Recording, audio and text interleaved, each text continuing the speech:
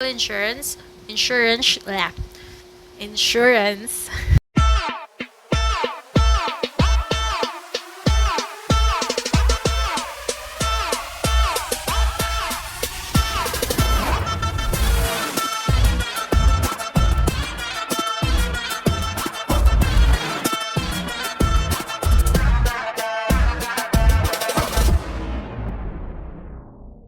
Hi guys, welcome back to my channel.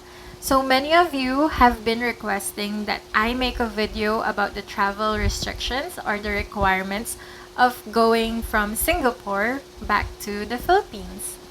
Yes, I'm currently back in my home country, the Philippines, and here are the things that we need to prepare to travel to the Philippines. So as you can see, the first requirement is the One Health Pass. But I suggest you do number 2 first, which is the RT-PCR or the antigen test. So the reason why I want you to do number 2 first is because when you're answering the One Health Pass registration, there's a question where they ask whether you've taken your swab test already, if you tested positive or negative, and about the date of your test. So you should do number 2 first so that when you do the registration, you don't have to come back after you've taken your swab. The swab test, you can choose whether PCR or antigen. Antigen tests are cheaper and the results are faster. So I highly suggest you do this instead. Aside from the difference in price point, one of the differences when taking PCR and antigen is the number of hours you need to take it before your flight. If you are getting the PCR test, you need to have the test taken within 48 hours before your flight. But if you're taking the antigen test, it has to be only within 24 hours before your flight. So let's say tomorrow my flight would be at 1 p.m. I suggest you give some wiggle room for your test. So don't go exactly at 1 p.m. to the clinic to take your test. Maybe 2 to 3 hours later. This is just to make sure that if something happened, like let's say your flight gets delayed, your antigen test would still be valid. So if tomorrow my flight is at 1 p.m., I would probably go to the clinic around 3, 4, or 5 p.m. The results will be given through via email.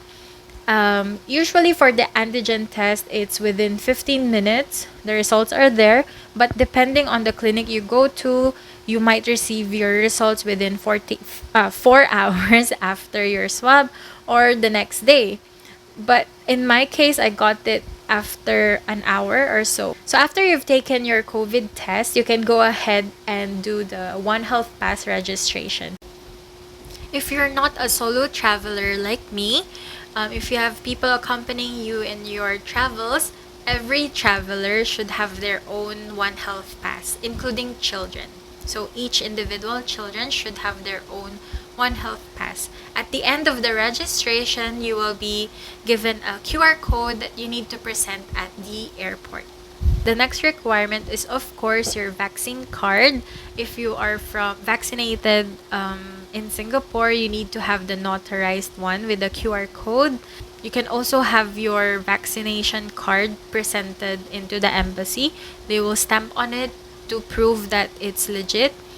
And then you can show that to the immigration officers back home. And of course, you will have to show your flight booking details and Trace mobile app. So the Trace mobile app is like the Trace Together app. Although I think we don't really use Trace here as much. I think we use Stay Safe app more. Correct me if I'm wrong. So, but they will need to see that you have the Trace app in your phone before you check in your luggage. Or before you check in.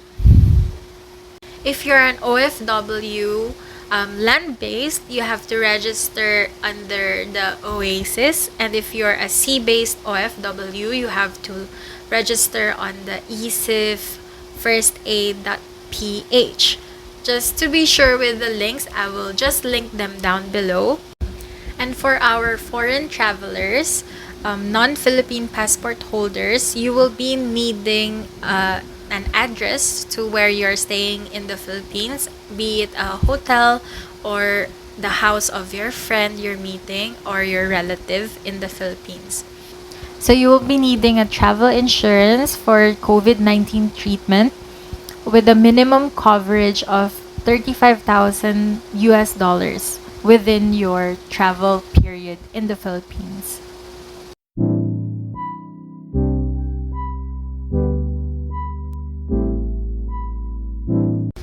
So let's recap. If you are a Filipino traveler holding a Philippine passport, here are the requirements we need. One health pass, PCR or antigen test, vaccination card, Trace app, your flight ticket, and your passport. If you are an OFW, you would need this extra step, which is to register on the links below.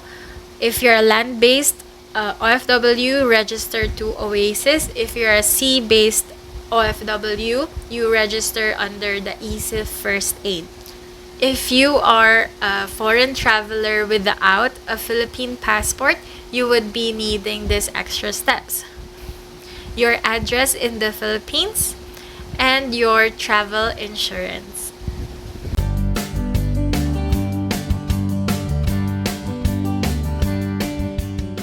Thank you so much for watching. If you have more questions or concerns regarding your flight back home, if you're feeling anxious, worried about some requirements, please don't be shy. Don't be scared to comment down below. I will try my best to reply as soon as I see your comment. I would like to thank those people who liked and commented on the previous video about the restrictions going to Singapore.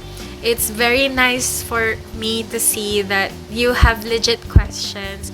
It's just nice to see that I'm actually helping someone out there. So I hope I am able to help you with this video as well. Give it a thumbs up if you find this helpful, and don't forget to subscribe. Thank you again for watching, and see you on the next video. Bye!